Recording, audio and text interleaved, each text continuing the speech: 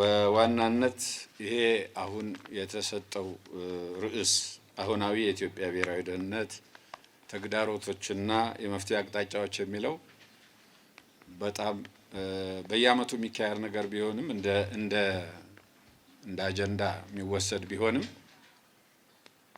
በመሰረቱ ግን ደግሞ አሁን ባለንበት ሁኔታ በጣም አስፈላጊና ወቅታዊ የሆነ አጀንዳ ነው። ያለንበት ሁኔታ ግልጽ ነው። በውስጥም በውጭም ችግሮች ያሉበት ሁኔታ ነው። በእርግጥ ሁለቱንም እኩል አድርጎ ማቅረብ ትንሽ ያስቸግራል። የሚያመዝነው ውስጣዊ ሁኔታችን፣ ዋናውም ቁልፉ ነገር ውስጣዊ ሁኔታችን፣ የውጭው ያንን እየተጠቀመ የሚመጣ ነው። በውስጣዊ ሁኔታችን ላይ ብዙ ዛሬ የሚያቀርቡ ጽሁፉን ማለትም ጽሁፍ የሚያቀርቡ በጉዳዩ ላይ ሀሳብ የሚያነሱ ሰዎች አሉ። እኔ ወደዛ ውስጥ በዝርዝር አልገባም። ግን ዋናው ማጠንጠኛ ሆኖ አገራችን እያተራመሰ ያለው ነገር ጽንፈኝነት ነው። በዋናነትም ይሄ ብሔር ጽንፈኝነት ነው። በተለያየ አቅጣጫ ይምጣም፣ በሰሜን በቲፒኤልኤፍ አክራሪ አመራሮች በኩል ይምጣ፣ በአማራ ፋኖ በሚባሉ አክራሪ የአማራ ናሽናሊስቶች ይምጣ፣ በኦሮሚያ በሸኔ ስም በኦነግ ስም በኦላ ስም የሚንቀሳቀሱ አክራሪዎች ስም ይምጣ፣ በአብዛኛው በሀገሪቷ ውስጥ እየተካሄደ ያለው ነገር የብሔር ጽንፈኝነትና ከዚህ ጋር ተያይዞ እኔም ማልመራት እኔ እንደፈለኩ ማላረጋት ኢትዮጵያ ለኔ አትጠቅመኝም። ስለሆነም ይሄንን ሰላሟን በማደፍረስ አጠቃላይ እድገቷን በመክታት ችግር ውስጥ የመክተት አይነት አባዜ ነው። የዚህ ደግሞ ዋነኛው አቀንቃኝ ልሂቁን፣ ያው እንደምታውቁት ህዝቡ አይደለም፣ ልሂቁን። ይሄ ልሂቅ ከየትኛውም ብሔር ጫፍ ይምጣ ከራሱ ስልጣን ፍላጎት ባሻገር የህዝብ ደህንነትን፣ የሀገር እድገትን፣ ሉዓላዊነትን የሚያከብር ኃይል አይደለም። ለየትኛውም አይነት አስተሳሰብ ማለትም ሁሉን አቀፍ አስተሳሰብ የማይገዛ ነው። ዛሬ ምን ደረጃ ላይ እንደደረስን እያያችሁ ናችሁ። ችግሮች፣ የውስጥ ችግሮች በውስጥ መታየትና መፈታት ሲገባቸው ግን የውጭ ኃይሎች ጭምር ጋር በመጣመር የራሳቸውን ፍላጎት በህዝብ ላይ ለመጫን የደም መፋሰስ ሂደት እንዲቀጥል እያደረጉ ይገኛሉ። የውጭ ኃይሎች የራሳቸው ኢንትረስት ቢኖራቸውም በዋናነት ግን የውስጡን እየተጠቀሙ የውስጡን ሁኔታ እያራገቡ ችግር እየፈጠሩብን ነው ያሉት። አሁን ያለው የቲፒኤልኤፍ አክራሪ አመራር ምን ደረጃ ላይ እንደደረሰ እየተከታተላችሁት ነው ያላችሁት። የወታደራዊ ምልመላ ግዴታን በህዝብ ላይ ጭምር የጫነበትና ልክ የዛሬ 5 ዓመት ያደርገው እንደነበረው እየወጣ የሚፎክርበት ሁኔታ ላይ ነው ያለው። ከዛ ጋር ተያይዞም ከኤርትራው አምባገነን መሪ ወይም ደግሞ አካላት ጋር እየተሳሰረ ከዛም አልፎ ከሱዳን ጋር እየተሳሰረ ከውስጥ ካሉት ጸረ ሰላም ኃይሎች በምንም በዓላማ ከማይገናኙ ጸረ ሰላም ኃይሎች ጋር እየተሳሰረ ችግር ለመፍጠር በዝግጅት ላይ ነው የሚገኘው።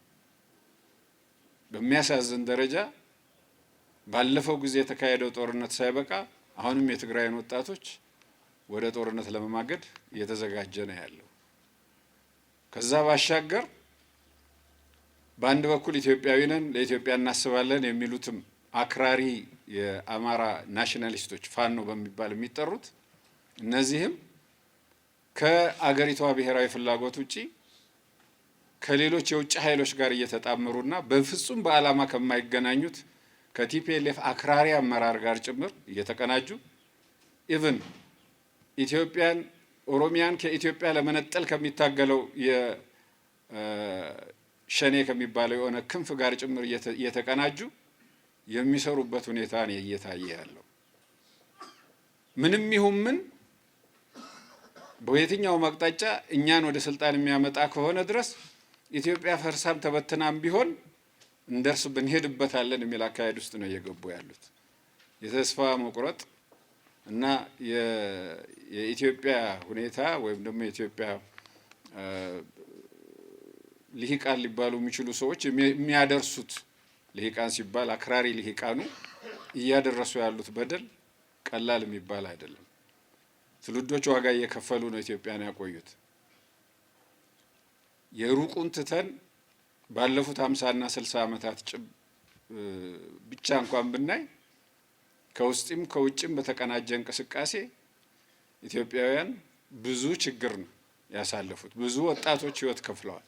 ብዙ ወጣቶች አካላቸውን አጉለዋል። ዛሬም ግን ያ ዑደት እያቆመ አይደለም። አሁንም በስልጣን ጥመኛ አክራሪ ናሽናሊስቶች ምክንያት ውስጣችን እየታመሰ ነው ያለው። አገሪቷ ቀደም እንደተባለው እንደተጠቀሰውም በቂ የተፈጥሮ ሀብት ያላት በቂ ፖቴንሻል ያላት ሀገር ነች። ለሁላችንም ይበቃል፣ ባንቃማም ይበቃናል። ግን የልሂቃኑ ስስት እኔ ብቻዬን ካላስኳት ከሚል አስተሳሰብ ግን ወጣቶች ህይወት እንዲከፍሉ አገር እንድትደማ ያለን ሪሶርስ ወደ ሰላም ሳይሆን ወደ ጦርነት ብቻ እንዲውል እየተደረገ የቆየንበት ሁኔታ ነው ያለው። በደርግ ዘመን ያው 6 ቢሊዮን ዶላር ገደማ ብድር ነበረባት ለመከላከያ አብዛኛው ከቀድሞ ሶቪየት ህብረትና ከምስራቅ አውሮፓ ሀገሮች የተበደረችው ኢትዮጵያ በራሷም ወደ 5 ቢሊዮን ዶላር ነው የጨመረችው። ይሄ ተደምሮ ሲታይ ወደ 11 ቢሊዮን ዶላር ነው ለጦርነት ወጪ ሆነው።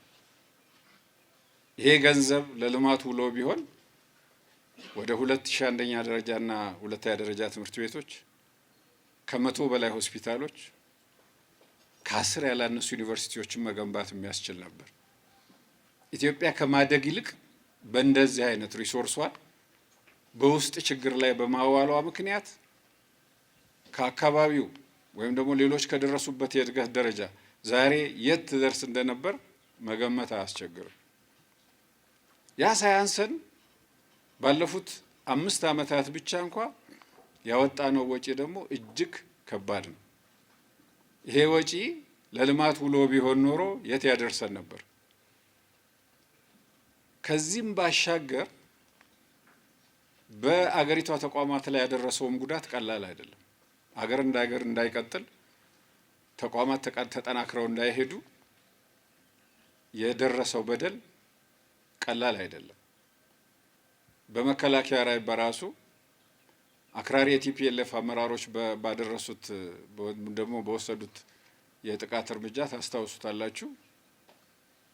የጠፋው ንብረት የጠፋው የመከላከያ ትጥቅ እንደ ተቋም የደረሰብን ጉዳት በጣም ከፍተኛ ነው። ይሄ ሀገር ሀብት ነው። የሀገር ሀብት ነው እየወደመ ያለው።